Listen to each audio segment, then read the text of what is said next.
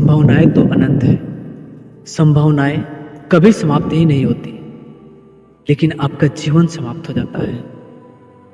जैसा जीवन आप जी रहे हैं, ये तो हर दिन जा रहा है।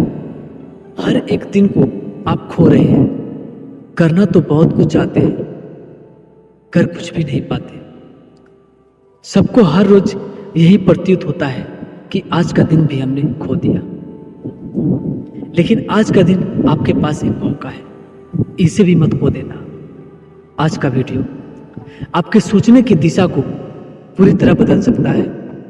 आपकी संपूर्ण असफलताओं को सफलता में रूपांतरित कर सकता है। आपकी सोई हुई शक्ति को जगाकर आप में एक नई ऊर्जा का प्रवाह कर सकता है। इसे आप जितनी बार भी सुनेंगे, ये हर बार आपको एक नई ऊर्जा से भरने में सक्षम है। इससे पहले कि आपका एक एक दिन करके आपकी जिंदगी समाप्त हो जाए, आप जाग जाए। आपके पास बिल्कुल भी समय नहीं है। जो खो दिया वो तो खो दिया, लेकिन अगर आज भी आप जाग जाएं, तो ये कई संभावनाएं आपकी इंतजार कर रही है। आपका जीवन तो सोया हुआ है, इसीलिए आपके अंदर कितनी शक्तियां छिपी हैं, आप इसे देख ही नहीं पाते। अपनी शक्तियों को पहचान ही नहीं पाते। अगर आपकी ये शक्तियां जाग जाएं, तो आप कुछ भी प्राप्त कर सकते हैं। परमात्मा की शक्ति कहीं बाहर नहीं है, वो आपके ही भीतर विराजमान है। उसे कहीं से लाना नहीं है, आपके पास वो पहले से ही मौजूद है। बस थोड़ा सा आंख खोलकर उसे देखना है। आप जो भी पाना चाहते हैं, जब वो आपको नहीं मिलता, तो आप सोचते हैं कि आपके भाग्य में नहीं है। आप अपने भाग्य को भी दोष देते हैं। आप जब दुखों का जीवन जीते हैं, तो समझते हैं कि परमात्मा ने मेरे भाग्य में दुख ही लिखे हैं, या फिर आप सोचते हैं कि आपके पिछले जन्मों के कर्मों का ही फल है, जिसे आप तो नहीं बदल सकते। एक अर्थों में आपकी बात ठीक है। अगर आपका भाग्य किसी और ने लिखा है, तो आप कर भी क्या सकते हैं। लेकिन मैं कहता हूं कि आपका पैमाना ही बिल्कुल गलत है। आपका भाग्य किसी परमात्मा ने नहीं लिखा, आपने ही लिखा है। आप हर रोज लिखते हैं, क्योंकि जीवन सोया हुआ है, तो आपको इसका भी कुछ पता नहीं चलता। ठीक ऐसे जैसे रात को कोई उठकर नींद में कुछ लिख दे, फिर सुबह उठकर अपने ही लिखे को देखकर सोच में पड़ जाए कि ये किसने लिखा। वो ये धारणा बना ले कि जरूर कोई रात में आता है और लिख कर चला जाता है, लेकिन कौन, इसका उसे कुछ भी पता नहीं। एक दिन उसे ख्याल आ जाए कि आज सोना नहीं है, आज तो सारी रात जाग कर देखना है कि कौन लिखता है, तो ज्यादा समय नहीं लगेगा जब वो जान जाएगा कि कोई नहीं, जबकि वो स्वयं है। इसका जिम्मेदार वो खुद है। जब स्वयं ही लिखना है, फिर क्यों आप कुछ बुरा लिखेंगे। फिर तो सब कुछ आपके ही हाथ में। कलम भी आपकी और कागज भी, हाथ भी आपके और समझ भी आपकी है। कांटे भी आपके, फूल भी आपके। पूरा चुनाव आपका है। आप अपने जीवन में सफलता लिखें या असफलता, अपने जीवन में दुख लिखें या सुख, आप अपने जीवन में घृणा लिखें या प्रेम, आपकी ही मर्जी है। यही आपके जीवन का परम रहस्य है, जिस रहस्य को सीधे सीधे समझना आपके लिए अत्यंत कठिन है। लेकिन ये सत्य है, ये प्रमाणित सत्य है। इसे विज्ञान ने भी जाना और अध्यात्म ने। जिसने भी खोज की, यही परिणाम आए। अपने जीवन में होशपूर्ण हो जाना, आपका जाग जाना, आपके पूरे जीवन को रूपांतरित कर देता है। ये सब एक जादू जैसा होता है। ठीक ऐसे जैसे आप कोई भयानक सपना देख रहे हो। सपने में प्रतीत होता है कि अभी जान गई, अभी जान गई। मौत सिर पर खड़ी है और आप भय से थर थर कांप रहे हैं, और अचानक आपकी आंख खुल जाए और आप सपने को सपने की तरह जान जाए। आप जान जाए कि आप शांति से अपने बिस्तर पर लेटे हैं। न कहीं कोई मौत सामने है, न ही कोई भय है। आप संपूर्ण आनंद में हैं। कोई खतरा दूर दूर तक नहीं है। बस इतनी सी बात है। होशपूर्ण होने में ठीक यही आपके साथ घटता है। आपको दिखाई देता है, जिसे आपने दुख समझा था, वो केवल आपकी कल्पना ही में ही था। वास्तव में तो यहाँ आनंद के सिवा कुछ भी नहीं। अगर आपने आज के विषय को ठीक से समझा तो आपको होशपूर्ण होने का मार्ग मिल जाएगा। आज आपको जीवन की दिशा मिल सकती है। आज जीवन के प्रति एक नई दृष्टि प्राप्त हो सकती है, एक नई रोशनी जो आपके जीवन के अंधकार को आज ही मिटाने में पूरी तरह सक्षम है। ठीक से समझ लीजिए कि आपका भाग्य पूरी तरह से आपके हाथ में है। आप अपने भाग्य में जो आप चाहें आप लिख सकते हैं। आपके भीतर का दिया आपकी प्रतीक्षा कर रहा है कि कब आप उसे जलाएं, कब उसे प्रकाशित करें। याद रखें, आपका अंधेरा चाहे कितना भी पुराना क्यों ना हो, चाहे वो कितने ही जन्मों का अंधेरा हो, जैसे ही आपका दीपक जलता है वो तुरंत गायब हो जाता है। आज अगर एक विचार भी बीज के तरीके से आपके अवचेतन मन में समा गया तो वो आपके दिए को जलाने में सक्षम है, आपके जीवन में प्रकाश करने के लिए पर्याप्त है। आपको सब दुखों से मुक्त करके यही प्रकाश आपको परमानंद में ले जाने में पूरी तरह सक्षम है। ये आनंद आपका अपना है, ये कहीं बाहर से नहीं आता, ये किसी दूसरे व्यक्ति या किसी बाहर की वस्तु पर निर्भर नहीं, ये आपका अपना है। ये एक बार मिल जाए तो फिर कोई आपसे छीन नहीं सकता। किसी ज्योतिषी के पास भी जाने की जरूरत नहीं, आप स्वयं अपना भाग्य निर्मित कर सकते हैं। जीवन आपका है, इसमें दूसरा कोई कुछ भी नहीं कर सकता। कोई कुछ कर सकता है तो केवल इतना कि आपको जगा दे, आपके स्वप्न को तोड़ दे, जिसका कि आज मैं प्रयास कर रहा हूं। लेकिन क्या आप जागने के लिए तैयार हैं? क्या आपके भीतर साहस है कि आप बस एक छोटा सा कदम उठा लें? क्या आपकी गहरे ध्यान में प्रवेश करके अपने जीवन की संभावनाओं को देखने की तैयारी है? अगर हाँ, तो आज रास्ता मैं आपको दिखाता हूं। बस आप मेरे साथ इस यात्रा पर पूरी निष्ठा से चलने के लिए तैयार हो जाएं। फिर चाहे धन पाना हो, पद पाना हो, फिर चाहे ध्यान पाना हो या परमात्मा, सब कुछ संभव है। आज से, ठीक अभी से अपने होश को जगाना शुरू करना है। आज के वीडियो को एक एक शब्द को होशपूर्ण होकर सुनना है। क्या बोला जा रहा है, क्यों बोला जा रहा है, इस पर ध्यान करना है। सीखना तो पड़ेगा। जिंदगी हर रोज आपको सिखा रही है। जीवन एक मार्ग की तरह है, जैसे जंगल का रास्ता। भटकने की पूरी गुंजाइश भी है। चलना आपको पड़ेगा, दूसरा केवल आपको रास्ता बता सकता है, ताकि ज्यादा से ज्यादा गलत मार्गों पर भटकने से आप बच जाएं। अब ये आपकी मर्जी है। आप भटक भटक कर सीखें, जन्मों जन्मों में सीखें, या फिर कोई आपको सही मार्ग दिखा दे, जैसे कोई नक्शे में आपको मार्ग समझा दे। आपका रास्ता आपके लिए आसान हो जाए। बहुत से मित्रों ने पूछा है कि ज्योतिष सही है या गलत। इस बात को तो हम बाद में करेंगे।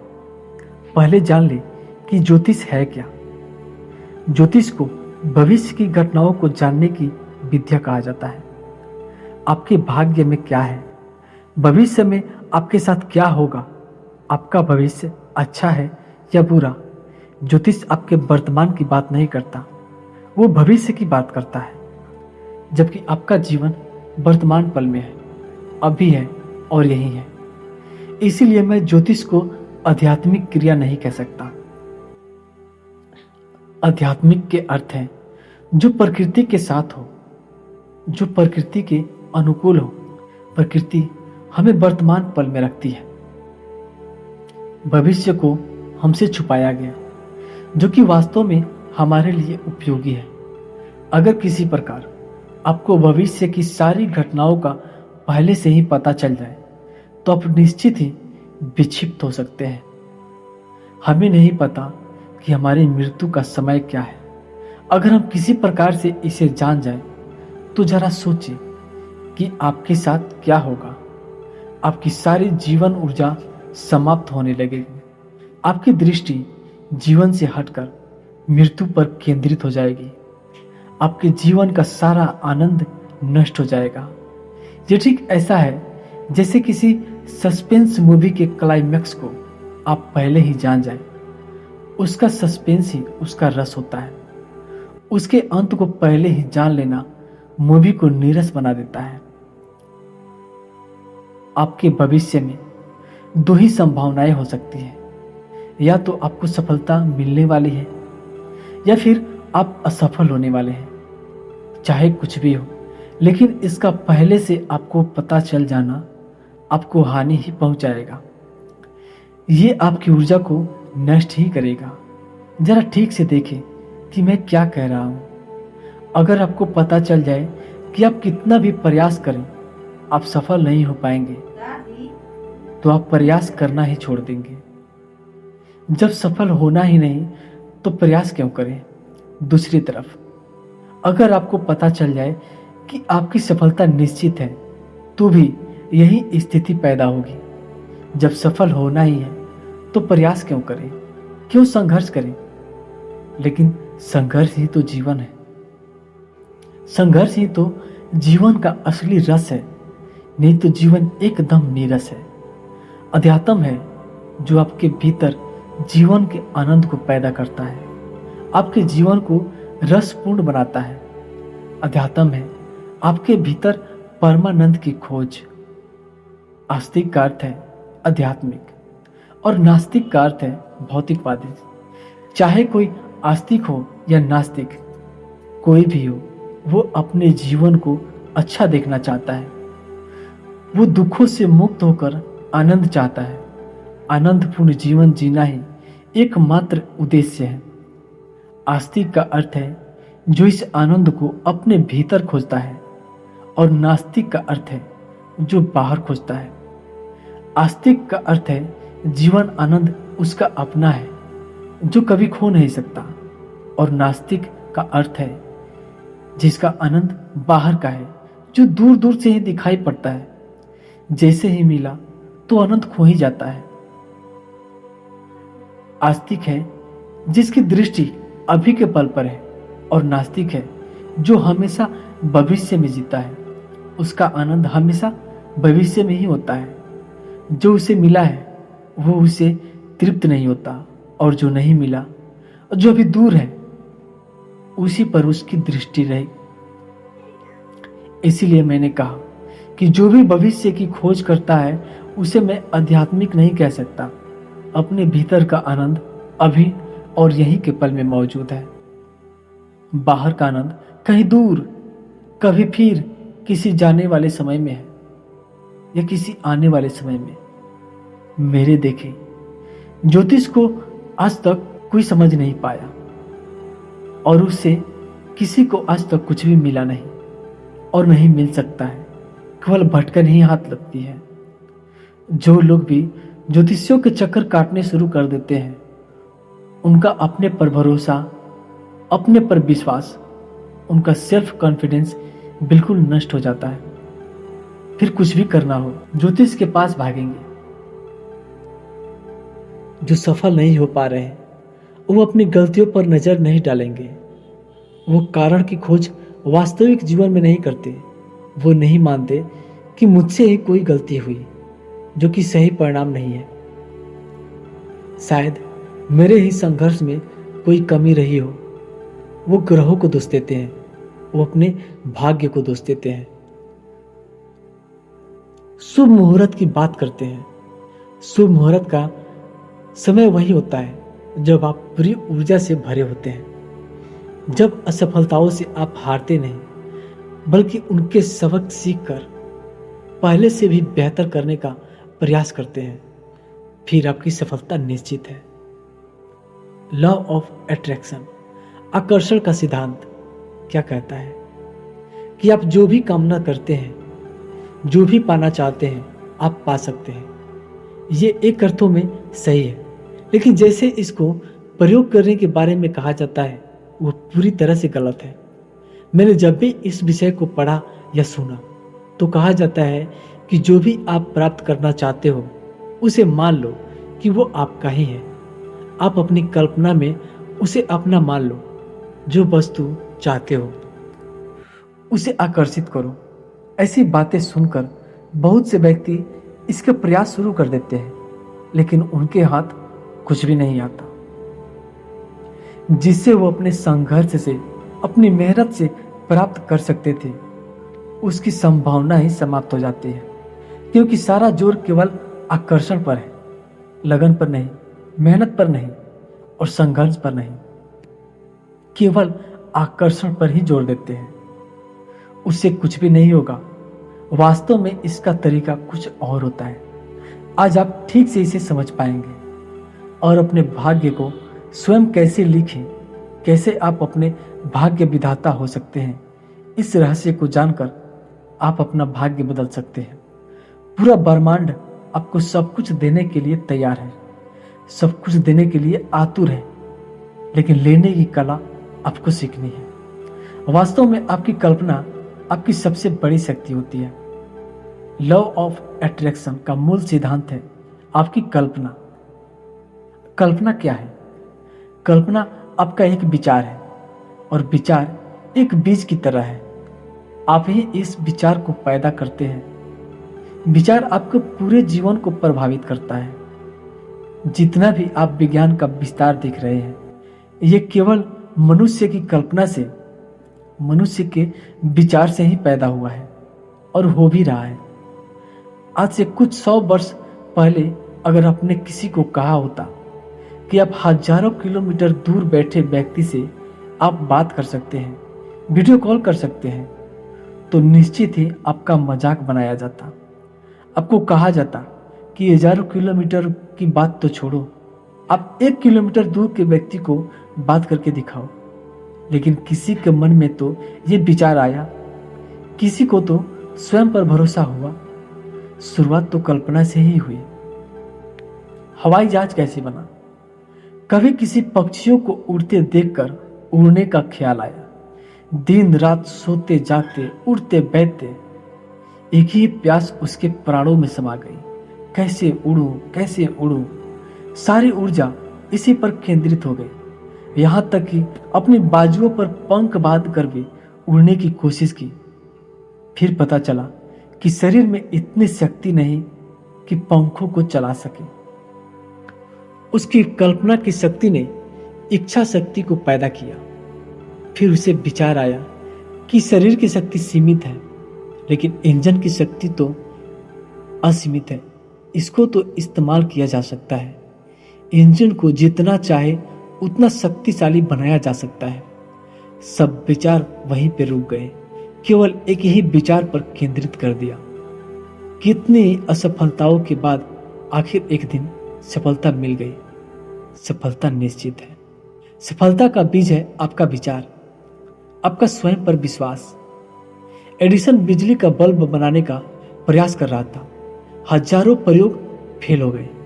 वो हर रोज एक नए जोश के साथ अपने काम पर लग जाता, यहां तक कि उसकी सारी टीम भी निराश हो गई।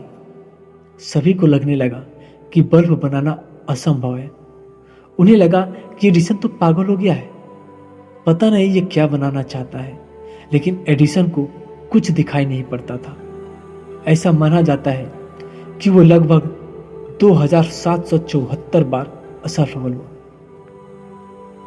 यही असली आकर्षण का सिद्धांत है, लेकिन इसे हमेशा उल्टा समझा गया। आकर्षित वस्तुओं को नहीं करना, वस्तुएं आकर्षित नहीं हो सकती, लेकिन आप आकर्षित हो सकते हैं। अपने भीतर आकर्षण को पैदा करना है, अपने विचार को मजबूत करना है। 3 चीजों को ठीक से समझ लें: विचार, भावना और व्यवहार। पहला है विचार, जो कि बीज बनता है आपकी भावनाओं का। ठीक जैसे किसी बीज से कोई अंकुर फूटता है, फिर वो पेड़ की तरह आपके व्यवहार में प्रकट होता है, जिस पर वो फल लगते हैं। बीज जहरीला है तो जहर के ही फल लगेंगे। बीज अमृत है तो अमृत के फल लगेंगे। मान लो कि आपको किसी पर क्रोध आया, तो क्रोध कैसे आएगा? सबसे पहले वो आपके विचार से पैदा होगा। आपको कुछ बुरा लगा, वो एक विचार है। फिर यही क्रोध आपकी भावना बना, आप आग बबूला हो गए। फिर आपके व्यवहार में निकला, आपने किसी को पीट दिया, मार दिया, या बहुत बुरी तरह डांट दिया, गाली दी, कुछ भी। जो कुछ भी आपसे निकला जिसे आप जानते हैं कि बुरा है, आप बुरी तरह से अशांत हुए, आप दुखी हुए। जहर का बीज बोया, जहर का ही फल मिला। ठीक इसी प्रकार अगर आपको किसी पर दया आए तो सबसे पहले एक विचार है, फिर आपकी विचार भावना पैदा हुई, फिर आपका व्यवहार वहीं से आया। आप प्रेम से भर गए, आप करुणा से भर गए, आपने किसी की सहायता की जिससे आपके मन को शांति मिली। आपके भीतर एक आनंद का संचार हुआ। प्रेम का बीज बोया तो शांति और आनंद के फल मिले। विचार ही बीज है, विचार ही आपका भाग्य है। विचार से ही आप सुख, शांति और आनंद को प्राप्त करते हैं। विचार ही आपकी पीड़ा है, दुख है, निराशा है। विचार की शक्ति को ठीक से जान लेना और आपके जीवन का इसका उपयोग कर लेना ही आपका ज्ञान है। वैज्ञानिक कहते हैं कि एक दिन में करीब 70,000 विचार आपके मन में आते हैं, जिनमें से 80% से ज्यादा विचार नेगेटिव होते हैं। जैसे पॉजिटिव विचार आपको सफल बनाता है, आनंद देता है, आपको ऊर्जा से भर देता है, ठीक उसी प्रकार नेगेटिव विचार आपको असफल का कारण बनता है, निराशा करता है, आपकी सारी ऊर्जा को छीन लेता है। यही आपके साथ हो रहा है। इसके लिए ध्यान की जरूरत है। इसके लिए आपको फिजूल के विचारों से मुक्त होना होगा, इनको बंद करना होगा। जब तक ये सारा कचरा आपके मन में चल रहा है, तब तक जीवन दुखी और अशांत रहेगा। ध्यान है विचारों से मुक्त होने की कला। ध्यान है अपने मन पर नियंत्रण करने का विज्ञान। ध्यान है अपने स्वयं की खोज। ध्यान है अपनी निंद्रा को तोड़कर जाग जाना, होशपूर्ण हो जाना। नेगेटिव विचार केवल आपकी बेहोशी में ही चल सकते हैं। अगर आप होश में हो, जागे हो, तो क्यों आप एक ऐसी बीज को चलने देंगे जो आपके लिए हर तरफ से हानिकारक है। अपने विचारों पर आपका कोई नियंत्रण नहीं, वो स्वचालित है, एक रिमोट की तरह चल रहा है, ऑटोमेटिक। अब आप क्या करें?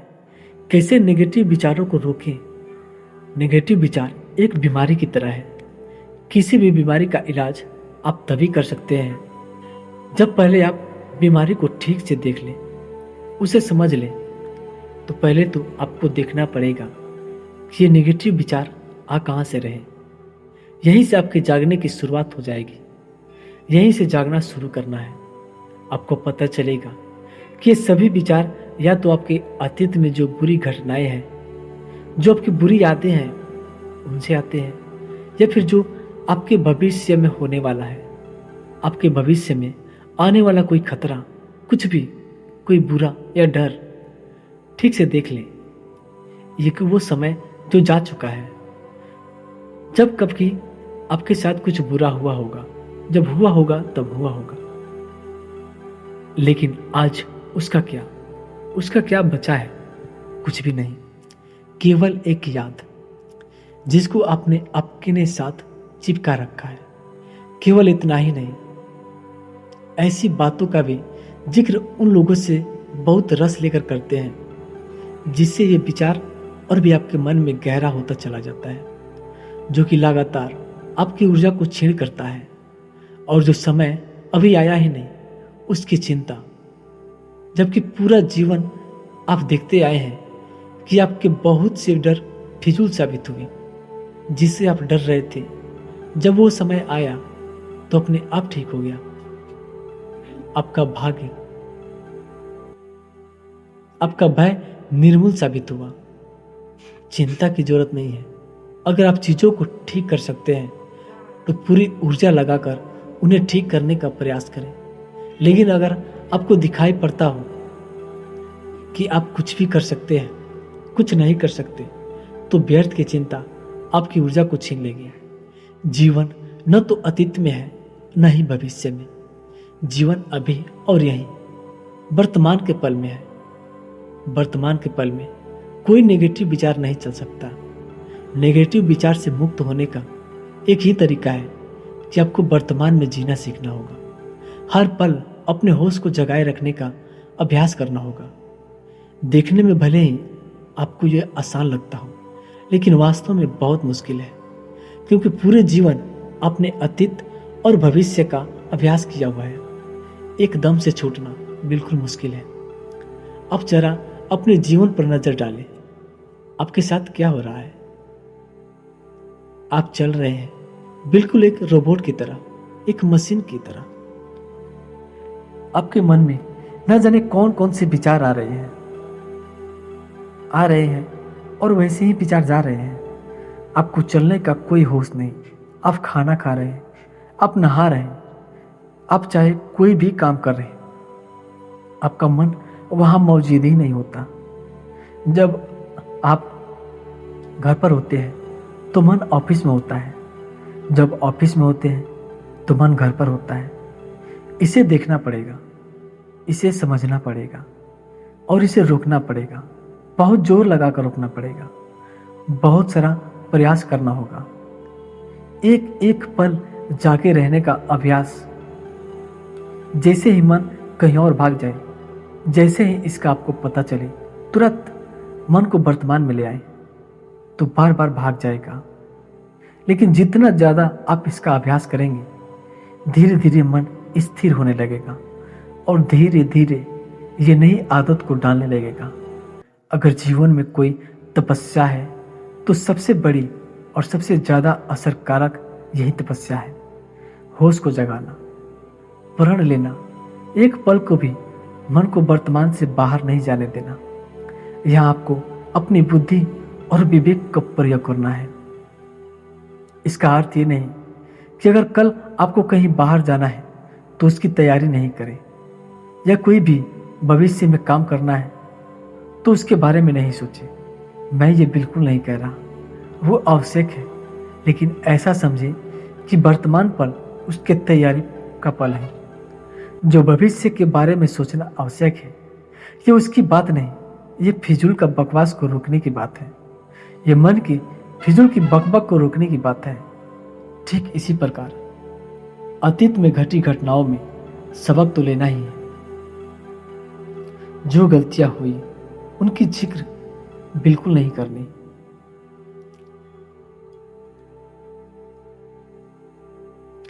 आप अपने जीवन को एक मशीन की तरह बना लेते हैं। अगर आप गाड़ी भी चलाते हैं तो भी आपका ध्यान गाड़ी पर बिल्कुल नहीं होता, ध्यान होता है कहीं और, फिर भी आप गाड़ी चला रहे हैं बिल्कुल एक रोबोट की तरह। आप किसी से बात कर रहे हैं, बात करते समय भी आपके मन में कोई ना कोई विचार आता जाता रहता है। कभी कभी तो इतना आप विचारों में डूब जाते हैं कि आप किसी बात को सुन ही नहीं पाते। कभी कभी आप महसूस करेंगे कि अगर आप अपने कान में हेडफोन लगाए हो, किसी गाना को सुन रहे हो और उसी पर आपके मन में कोई विचार हो और आप उस विचार में पूरी तरह से डूब जाए, तो कितना भी फुल वॉल्यूम आपके कानों में बज रहा है, आपको सुनाई नहीं देता। आप जितने डूबते हैं अपने विचारों में, आपका पूरा शरीर एकदम स्विच ऑफ हो जाता है। आपका दिमाग, आपका कान, आपकी आंखें, आपकी त्वचा ना तो हवा की ठंडक महसूस कर पाते हैं और ना ही कानों में बज रहे गानों को सुन पाते हैं। सिर्फ ऐसा लगता है कि आप सुन रहे हैं, लेकिन वो कौन से शब्द है आप उसे पकड़ ही नहीं पाते। ये सारा खेल आपके विचारों का है। जब आप अपने मन को नियंत्रित कर लेते हैं तो सारा विचार आपका होता है। आप जब चाहे, जो चाहे वैसा विचार आप अपने मन में ला सकते हैं। आप जब चाहे नेगेटिव सोचें तो आप नेगेटिव सोच सकते हैं, या फिर चाहें कि आप पॉजिटिव सोचें तो आप पॉजिटिव सोच सकते हैं। आपकी समस्त ऊर्जा आपके साथ मिलकर आपको सफल बनाने में बहुत सहायक होती है। दोस्तों, विचार को रोक पाना बहुत मुश्किल होता है, लेकिन आप ऐसा ना माने कि ये बिल्कुल असंभव है। असंभव तो बिल्कुल नहीं, बस आपको जरूरत है तो एक प्यास की। बस एक बार आपका प्यास जाग जाए तो फिर आप हमेशा हमेशा के लिए अपने विचार को रोक सकते हैं। और विचार को रोकने का एकमात्र ही तरीका है ध्यान। जैसे किसी घोड़े को अगर कोई बहुत ही खतरनाक घोड़ा जो कि किसी के मान में नहीं आ रहा, उसे दिन भर साधने की जरूरत नहीं होती है। 24 घंटे में केवल एक एक पल, एक एक क्षण भी उस घोड़े को साधने का प्रयास किया जाए तो धीरे धीरे करके वो हमेशा आपकी बात को मानने लगेगा और उस घोड़े को आप अपने तरीके से साध लेते हैं। ठीक उसी प्रकार हमारे मन का है। मन का दिन भर 24 घंटे इसको रोकने का प्रयास बिल्कुल नहीं। सिर्फ एक पल सुबह या शाम को सोने से पहले अगर थोड़े थोड़े समय के लिए भी इसको रोकने का प्रयास करें, आप इसको रोकने का ध्यान करें, तो आप हमेशा हमेशा के लिए अपने मन को रोक सकते हैं। अब इसे कैसे रोकना है इस पे विचार करते हैं।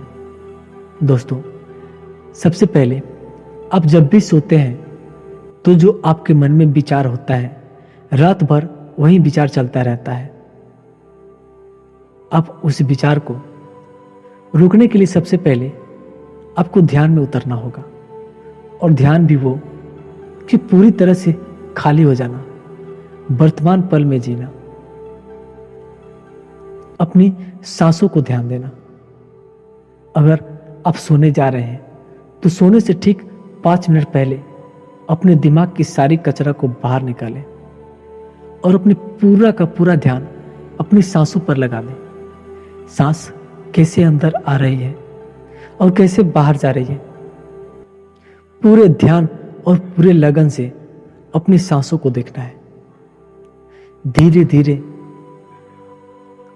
अगर बार बार आप इसका प्रयास करेंगे तो आपको होश आने लगेगा।